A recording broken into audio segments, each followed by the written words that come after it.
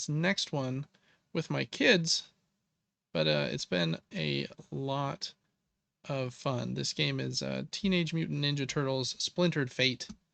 I accidentally pulled up a Switch gameplay video, so it's not going to look probably quite as good as it does on my PlayStation, but man, this game is super fun.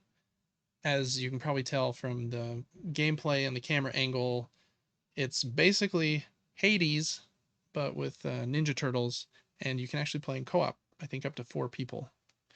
And so it must scale like damage and health for enemies based on how many people are playing, and similar vibe with like you always have like a boss of the first area is the same boss, but like again, similar to Hades, he'll start talking about like, why are you here again? And like the fight changes a little bit the more times you do it. And so it's not so repetitive because it's always kind of changing slightly. And then there's branching paths that you can take between different areas, just kind of like, again, like Hades. It's basically, let's try to be as good as Hades, and we're not as good as Hades, but we're pretty good.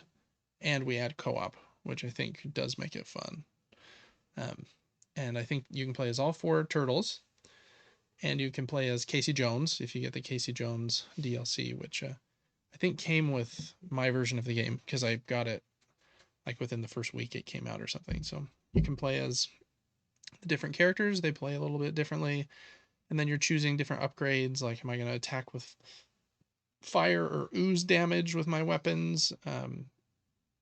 And those upgrades, you can get pretty unique builds with the upgrade system between different runs. So it does feel different enough that you're not like, oh, I just did this and then we died and now I need to do it again. But again, TMNT Hades, if that with co-op, if that sounds intriguing to you, then I think you will like it.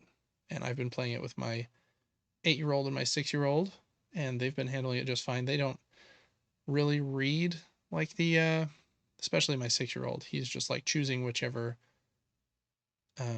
upgrade looks the coolest. He's like, ooh, that's the ooze one, I'm gonna pick that one. He's not like reading the 20% stat boost if you stack with this or whatever. So it works even for that level of reading ability, and it's really fun. So only good things to say, I think, at this point. It's not like amazing. I wouldn't even say it's necessarily like great, but it's very good. I think we've gotten to the 4th or 5th area at this point, and this is the end of the first area that is here on the screen. So there's a bit of variety as well. There's the streets and like a cargo ship, and then like a swamp area and some other stuff. And then I think we did just get to the rooftops, which I think Splinter is the boss of the rooftops.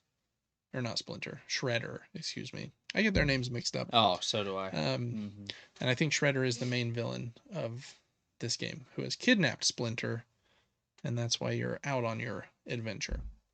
So TMNT Splintered Fate.